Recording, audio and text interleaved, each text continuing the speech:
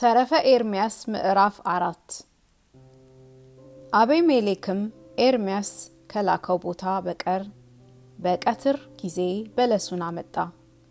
ድፍቅ ያለች ዱርም አገኘ። ጥቂትም ያርፍ ዘንድ በጥላ ስር ተቀመጠ። በለስ ያለበትንም ሙዳይ ተንተርሶ 66 ዓመት ተኛ። ከመኝታውም አልነቃም። ከዚያ በኋላ ከመኝታው ነቅቶ ተነሳ። ገና ራሴን ይከብደኛልና እንቅልፌን አልጨረስኩምና ዳግመኛ ጥቂት ብተኛ በጎ ነገር ነው አለ። ያን ጊዜም በለስ ያለበትን ሙዳይ ከፈተ። በለሶችም አዲስ ሆነው ወተታቸውም ሲፈስ አገኘ።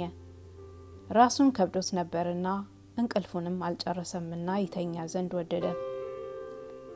ተመልሼ እንዳልተኛ እንዳልዘገይም እፈራለሁ። አባቴ ኤርምያስ ተግቶ በጧት ልኮኛልና እንዳይነቅፈኝ እፈራለሁ አለ። ቀትር ሆኗልና በሁሉም የሚተውበት የለምና አሁንም ተነስቼ ሄዳለሁ አለ። ተነስቶ በለስ ያለበትን ሙዳይ ይዞ ወደ ኢየሩሳሌም ከተማ ገባ። ከተማውን ቤቱን አላወቀም። ጽኑ ድንጋጤ በሱ መጥቶበታልና አቤቱ አንተ የተመሰገንህ ነህ አለ። ይህች ሀገር ኢየሩሳሌም አይደለችምን? በተራራው ጎዳና መጥቻለሁና ራሴንም ከብዶኛልና እንቅልፌንም አልጨረስኩምና አእምሮዬም ተዘንግቶኛልና ወይ እነሆ ተስኖኝ ይሆን? አገሪቱ ባዕድ እንደሆነችብኝ በኤርምያስ ዘንድ ይህንን ነገር እንዴት እናገራለሁ አለ። ኢየሩሳሌምም እንደሆነች በአገር ያለውን ምልክት ሁሉ ፈለገ። ዳግመኛ ወደ ከተማ ተመለሰ። የሚያውቀኝ እንዳለ ብሎ ፈለገ፣ ነገር ግን አላገኘም። ታላቅ ድንጋጤ በእኔ መጥቶብኛልና አቤቱ አንተ የተመሰገንህ ነህ አለ። ሁለተኛ ከከተማ ርቆ ወጣ። እያዘነም ተቀምጦ ሊሄድም ጎዳናውን አያውቅም ነበር። በለስ ያለበትንም ሙዳይ አኖረ። ይህንን ድንቁርና እግዚአብሔር ከኔ እንዲያርቅልኝ ድረስ በዚህ እቀመጣለሁ አለ። ከዚህ በኋላ ተቀምጦ ሳለ ሽማግሌ ሰው ከምድረ በዳ ወደ ከተማ ሲገባ አየ። አቤሜሌክም አንተ ሽማግሌ ይህች ሀገር ማናት ብዬ እጠይቅሃለሁ አለው። ያም ሽማግሌ ኢየሩሳሌም ናት አለው። ያገኘሁት ሰው የለምና የእግዚአብሔር አገልጋዩ ኤርምያስ የት አለ? በሀገር ያሉ ወገኖች ሁሉና የሌዊ ወገን ባሮክስ የት አለ አለው።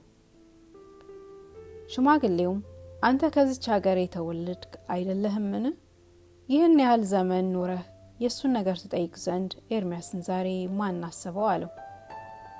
ተማርኮ በባቢሎን ንጉሥ በናቡከደነፆር እጅ ተሰጥቷልና እስራኤልን የሚያስተምር ዘንድ ወደ ባቢሎን ሄዷልና ኤርምያስስ ከሕዝቡ ጋር በባቢሎን አለ አለው።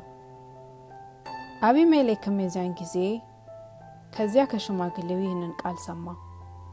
አቤሜሌክም ሰውን ይልቁንም ሽማግሌውን ሰው ሊንቁት አይገባም እንጂ አንተ ሽማግሌ ሰው ባትሆን በሰደብሁህ ነበር፣ ባንተም በዘበትኩብህ ነበር። ይህም ባይሆን አእምሮን ያጣ ሽማግሌ ብዬ በሰደብሁህ ነበር አለው። ሕዝቡ ተማርከው ወደ ባቢሎን ሄዱ ስለምትለውስ ነገር የሰማይ ሻሻቴ ጦር በእነሱ ቢወርድባቸው ወደ ባቢሎን ተማርከው ሄዱ ዘንድ ጊዜው አይደለም አለው። አንተ ግን ተማርከው ወደ ባቢሎን ሄዱ ትላለህ። በሕዝቡ ዘንድ ላሉ ለበሽተኞች እንሰጥ ዘንድ አባቴ ኤርምያስ እኔን እንደላከኝ ጥቂት በለስ ላመጣ ወደ አግሪጳስ ወይን ቦታ ሄድኩ አለ። ሄጄም ከዚያ ደረስኩ፣ ያዘዘኝንም ይዤ ተመለስኩ። ስሄድም አንዲት እንጨትን አገኘው። የቀትር ጊዜ ነበርና በበታቿ አርፍ ዘንድ ተቀመጥኩ። ከዚያም በለስ ያለበትን ሙዳይ ተንተርሼ ተኛው። ከእንቅልፌም በነቃው ጊዜ የዘገየው መሰለኝ። በለስ ያለበትን ይህንን ሙዳይ ከፍቼ አየው። መርጬ እንደለቀምኳቸው ወተቱ ሲፈስ አገኘሁት። አንተ እነሆ ሕዝቡ ተማርከው ወደ ባቢሎን ሄዱ ትላለህ። እነሆ በለሱ እንዳልጠወለገ እይ ብሎ በለስ ያለበትን ሙዳይ ከፍቶ አሳየው። ሽማግሌውም በለሱ አዲስ እንደሆነ ወተቱም እንዲፈስ አይቶ ያን ጊዜ ያ ሽማግሌ አደነቀ። አቢሜሌክንም ልጄ አንተ ደግ ሰው ነህ፣ ፈጣሪህ የዚችን አገር ጥፋት ሊያሳይህ አልወደደምና ላንተ ፈጣሪህ መረጋጋትን እንቅልፍ አምጥቶ አዳነህ አለው። ሕዝቡ ወደ ባቢሎን ተማርከው ከሄዱ እነሆ ዛሬ 66 ዓመት ሆነ።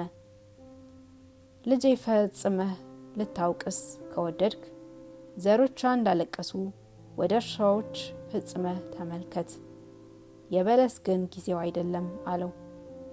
የዚያን ጊዜ አቢሜሌክ የዚህ ሁሉ ጊዜው እንዳልሆነ አወቀ። ቃሉን አሰምቶ ምድርና ሰማይ የፈጠርህ ጌታዬ ፈጣሪ ጌታዬ አመሰግንሃለሁ፣ በየሀገር ሁሉ ለጻድቃንም ነፍሶች እረፍታቸው አንተ ነህ አለ።